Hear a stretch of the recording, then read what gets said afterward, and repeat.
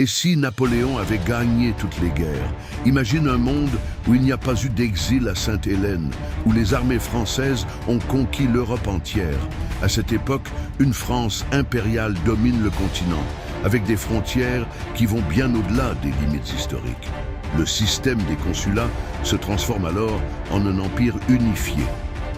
Les idées de la Révolution française, telles que la liberté, l'égalité et la fraternité, se propagent au-delà des frontières de la France.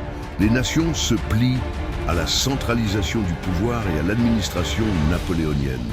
Les droits civiques se développent non seulement en France, mais dans les pays conquis. L'impact sur l'Europe serait colossal. Les monarchies traditionnelles, acculées, adaptent leur mode de gouvernance pour survivre. Des constitutions inspirées des modèles français voient le jour. Les réformes sociales s'étendent, transformant le paysage politique et social à travers le vieux continent. Les Britanniques, incapables de rivaliser avec une France consolidée, modifient radicalement leur stratégie. Plutôt que d'affronter les armées de Napoléon sur le champ de bataille, ils privilégient les alliances avec des pays rivaux pour tenter de contenir son expansion. Des accords diplomatiques faramineux se mettent en place. Mais la France reste la superpuissance incontestée. Les anciennes colonies françaises, au lieu de se révolter, profitent d'une stabilité apportée par le nouvel empire. Les échanges commerciaux fleurissent et une époque de prospérité se dessine.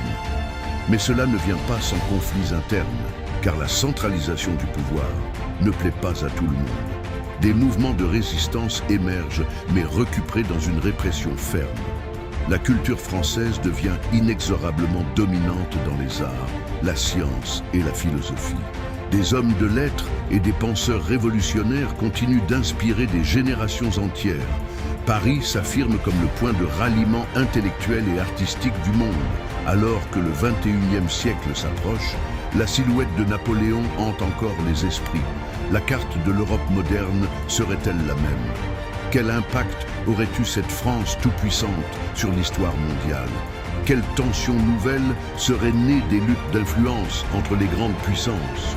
L'Europe, unie sous la bannière de l'Empire français, serait-elle un havre de paix ou un foyer de conflits latents? Le destin de millions d'hommes aurait été réécrit.